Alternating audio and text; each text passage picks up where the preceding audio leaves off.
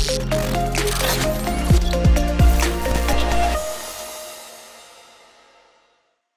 Everyone, welcome to study IQ PCS। This is Manish Shrivastava. जैसा कि आपको पता है, रोजाना सुबह 8 बजे एक इंपॉर्टेंट सेशन लेकर मैं आता हूं, जिसमें साइंस के अलग अलग टॉपिक्स को हम डिस्कस करते हैं। Monday, Tuesday, Wednesday biology, Thursday, Friday physics और सैटरडे को हम पढ़ते हैं केमिस्ट्री। और आज है सैटरडे, तो सैटरडे को केमिस्ट्री पढ़ेंगे। इसके अलावा आज मेरे 3 सेशन रहते हैं सैटरडे के दिन। तो आपको जो 8 AM जो हमारा सेशन होता है, इसमें हम लोग क्या पढ़ते हैं?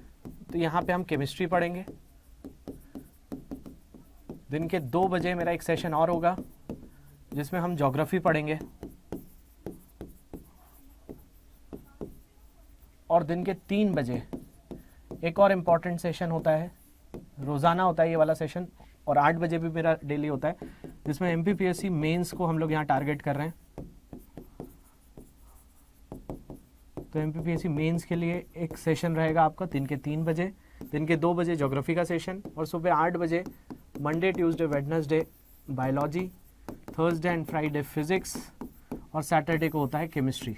तो ये सैटरडे वाला जो सेशन है आज हम लोग कवर करेंगे। तो आज हम लोग जो है एटॉमिक स्ट्रक्चर बहुत दिनों से पढ़ रहे थे, जिसमें हमने जॉन डाल्टन का मॉडल पढ़ा, जिसके बाद जे थॉमसन का मॉडल पढ़ा, रदरफोर्ड का मॉडल पढ़ा।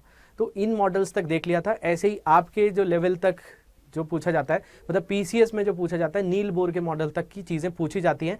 हुंड्स रूल्स और ऑफबाउ रूल थोड़ा सा जब मैं पीरियोडिक टेबल बताऊंगा तब मैं कुछ चीज़ें आपको वहाँ पर एक्सप्लेन करूंगा।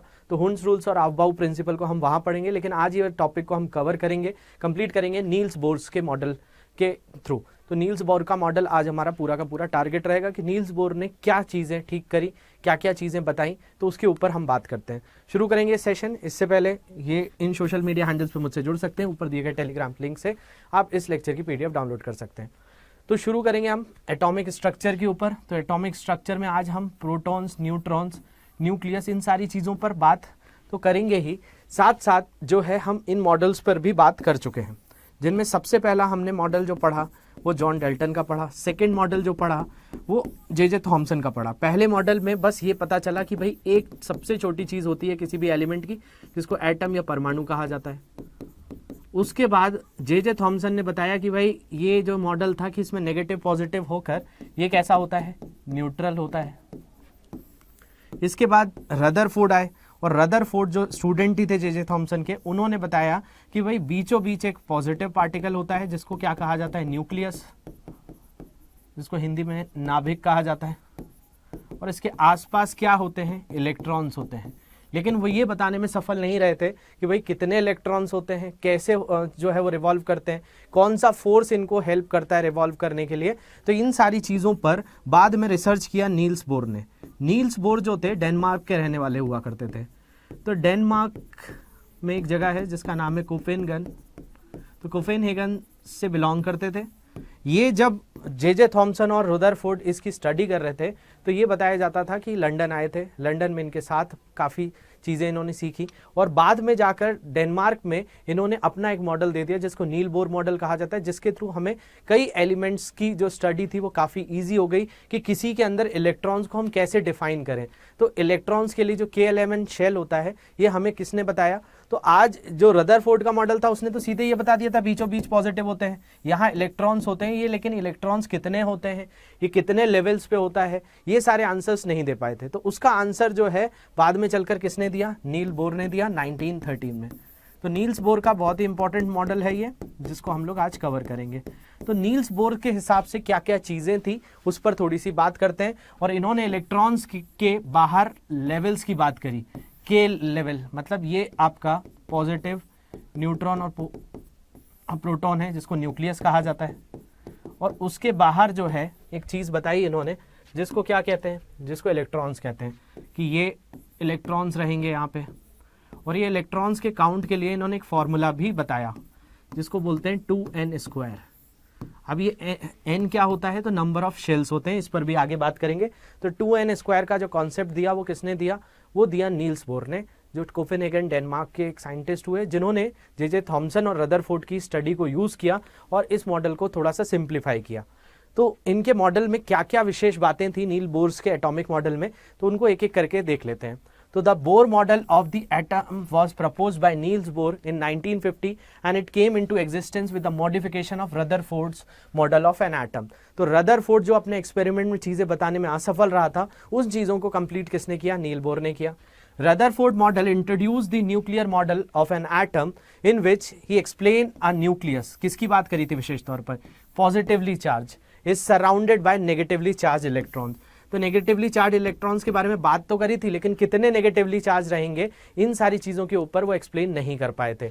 इसके अलावा वो कितनी देर तक रहेगा और अंदर जाने के बाद क्यों नहीं, मतलब रिवॉल्व करते करते वो इलेक्ट्रॉन की तरफ क्यों नहीं खिंचता है, ये सारी चीज़ें भी जो है रदरफोर्ड नहीं बता पाए थे। तो परमाणु का बोर मॉडल 1915 में नील बोर द्वारा प्रस्तावित किया गया था।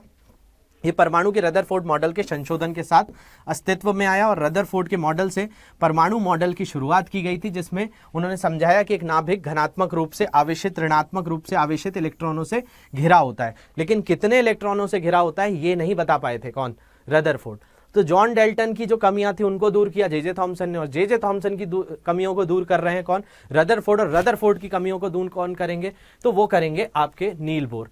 तो नील बोर ने बाद में अपने मॉडल में कुछ चीजें बताई, और इन मॉडल में ये था कि bore theory modified the atomic structure model explaining the electrons moved in a fix orbital, कि इलेक्ट्रॉन जो होते हैं एक फिक्स ऑर्बिटल्स में, जिनको शेल कहा जाता है, वहां मूव करते हैं, नॉट एनीवेयर इन बिटवीन। उनका एक फिक्स स्ट्रक्चर होता है, उन्हीं में वो घूमते रहते हैं, कहीं और नहीं मिलेंगे anywhere. And he also explain that each orbit shell has a fixed energy. सभी जगह पर क्या होगी?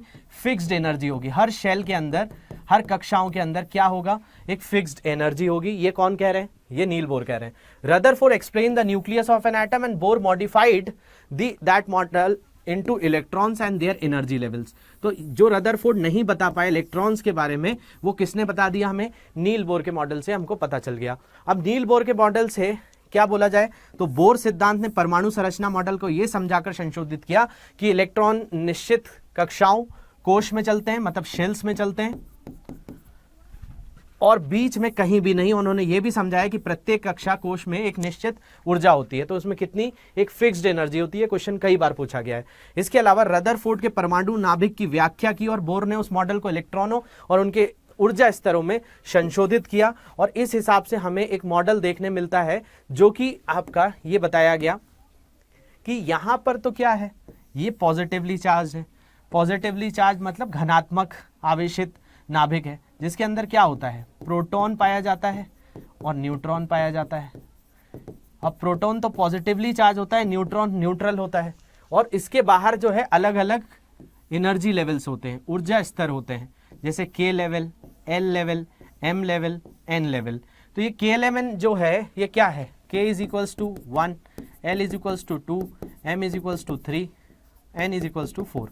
तो के लेवल यही बता रहा है कि number of shells, n is equals to number of shells, और नंबर ऑफ शेल से हमको एक फॉर्मूला मिल पाया जिसको कहा गया 2n स्क्वायर। तो 2n स्क्वायर से काफ़ी हेल्प हुई।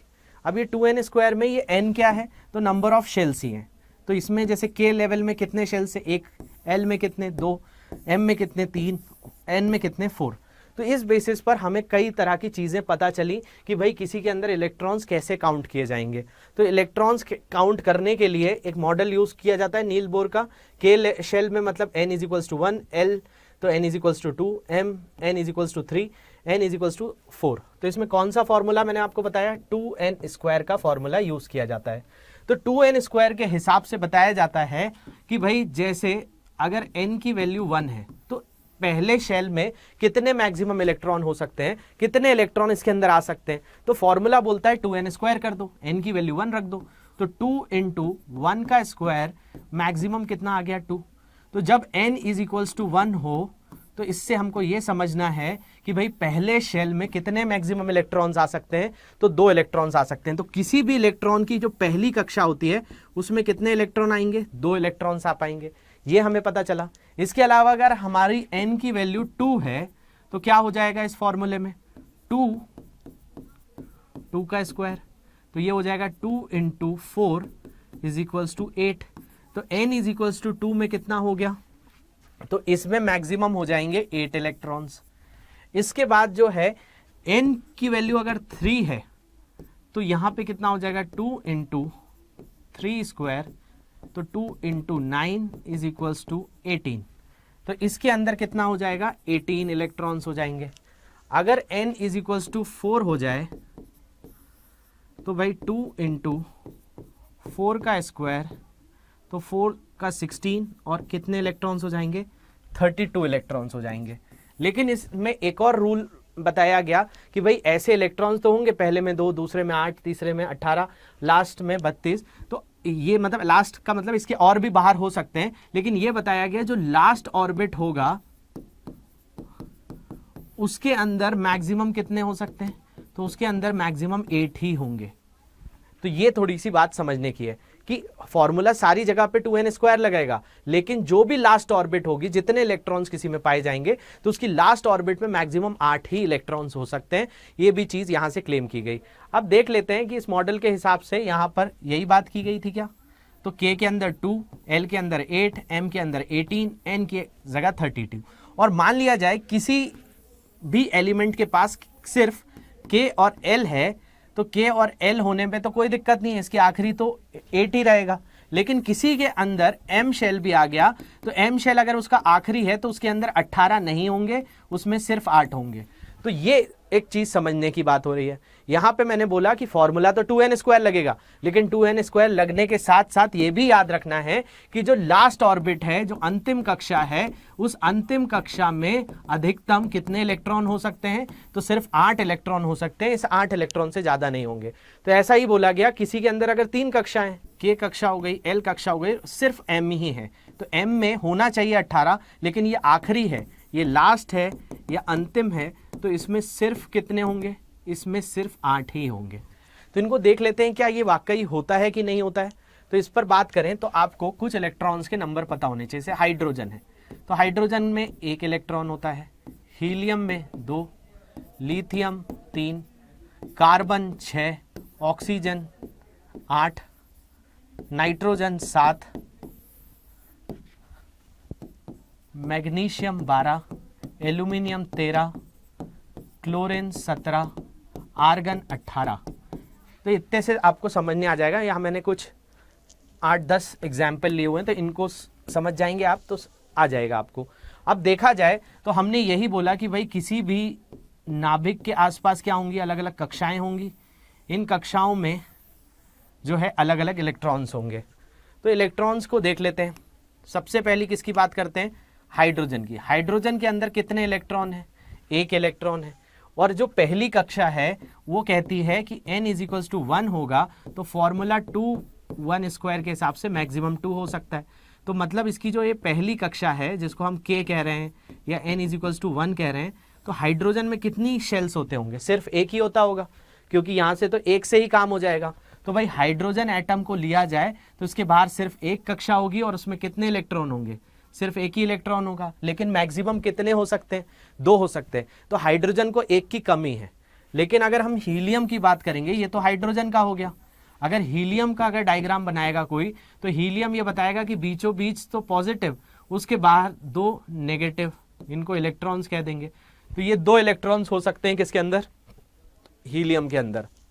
वहीं पे अगर आपसे कोई पूछ ले कि भाई बताओ लिथियम का, तो लिथियम में तो 3 है, तो इसकी इलेक्ट्रॉनिक कॉन्फ़िगरेशन तो 1 ही हो गई, इसकी 2 ही हो गई। लेकिन इसमें क्या होगा, पहले में 2 होंगे, फिर आखिरी में बचा 1 होगा, क्योंकि आखिरी में 8 हो सकते हैं और इसके पास पहली कक्षा में तो 2 पूरे भर जाएंगे। तो इस हिसाब से अगर हम इसका डायग्राम बनाएं तो पहली कक्षा में 2 इलेक्ट्रॉन और दूसरी कक्षा में 1 इलेक्ट्रॉन। तो ये 1 इलेक्ट्रॉन किसी को दे सकती है, 7 किसी से ले सकती है, इसको 7 की कमी है। तो इस तरह का स्ट्रक्चर होगा। अगर हम कार्बन का स्ट्रक्चर बताएं तो कार्बन का क्या होगा, पहली कक्षा में 2 होंगे, उसकी कक्षा के बाद 4 होंगे। ऑक्सीजन में बात करें तो पहली कक्षा में 2 होंगे, दूसरी कक्षा में 6 होंगे। इसमें बात करें तो 2 और 5 होगा।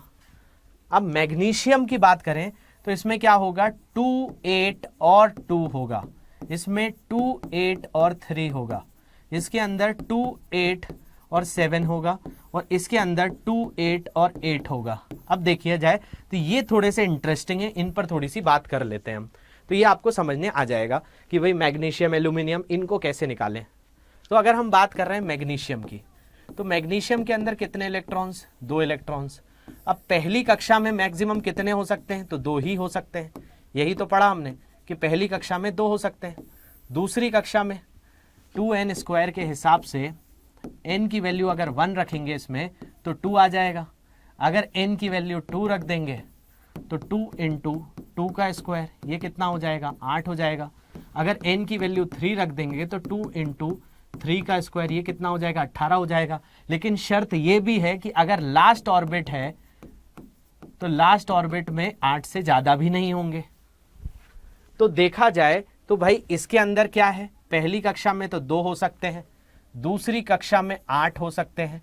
अब 2 8 के बाद बचे कितने, 10 तो यही हो गए, बचे 2 इलेक्ट्रॉन्स, और 2 इलेक्ट्रॉन्स आखिरी कक्षा हो गई, तो इसमें मैक्सिमम 8 ही हो सकते हैं।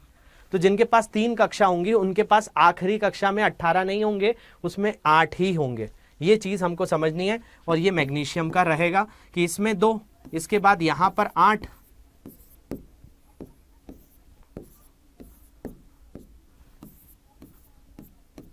तो 1 2 3 4 5 6 7 8, यहाँ पर 8 इलेक्ट्रॉन्स हो गए। तो 8 इलेक्ट्रॉन्स होने के बाद पहली कक्षा में 2, दूसरी कक्षा में 8, और एक और लास्ट ऑर्बिट होगी जिसमें सिर्फ 2 इलेक्ट्रॉन्स होंगे। तो इसकी इलेक्ट्रॉनिक कॉन्फ़िगरेशन हो जाएगी 282। अगर यहीं पर आपसे एल्यूमिनियम की पूछ ली जाए तो एल्यूमिनियम में होते हैं 13, तो इसका हो जाएगा 283। पहली कक्षा में 2, दूसरी कक्षा में 8, आखिरी कक्षा में 3।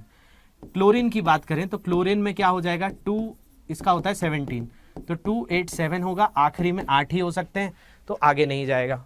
इसके अलावा आर्गन की बात करें तो आर्गन में क्या होगा, तो आर्गन में होगा 18 होता है इसका, तो 2 8 और 8 होगा। तो इस तरीके से इलेक्ट्रॉनिक कॉन्फ़िगरेशन जो है नील्स बोर के कुछ चीज़ों से निकली।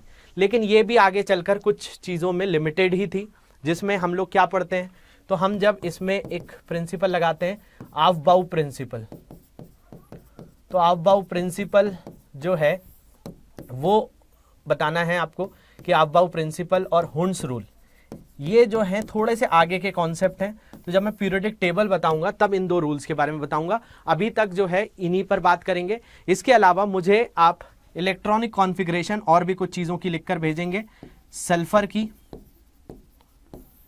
इसके अलावा आप फ्लोरीन की, ये आपको कमेंट सेक्शन में जितने बच्चे हैं इनको लिखना है, फ्लोरीन की, और इसके अलावा जो है सोडियम की।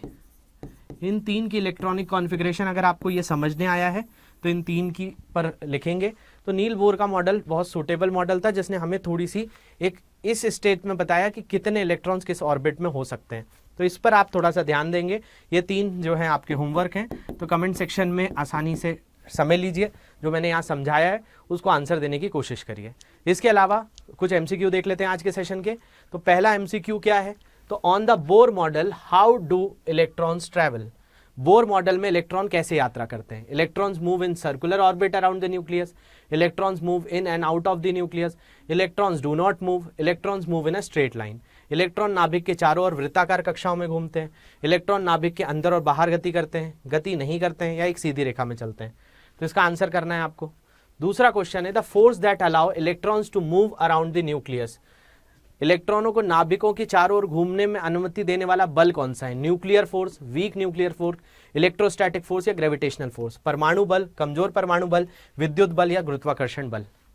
इसके बाद अगला क्वेश्चन है when electrons move from lower energy level to higher energy level, तो एनर्जी क्या होती है, एब्जॉर्ब होती है, एमिटेड होती है, दोनों होती है, या नन ऑफ द अबव। जब इलेक्ट्रॉन निम्न ऊर्जा स्तर से उच्च ऊर्जा स्तर की ओर गति करते हैं तो वो अवशोषित करते हैं ऊर्जा, उत्सर्जित करते हैं, दोनों करते हैं या कोई नहीं। इसके अलावा the energy of each orbit, प्रत्येक कक्षा की ऊर्जा कैसी होती है, सेम होती है, फिक्स्ड होती है, चेंजेस विद टाइम या none of the above. Same, fix, changes मतलब आपका समान रहती है।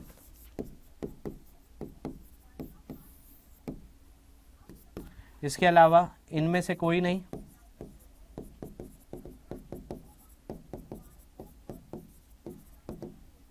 समय के साथ बदलती है,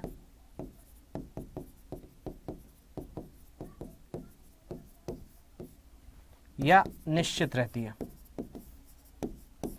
ये आपको बताना है। तो ये आज के MCQ थे।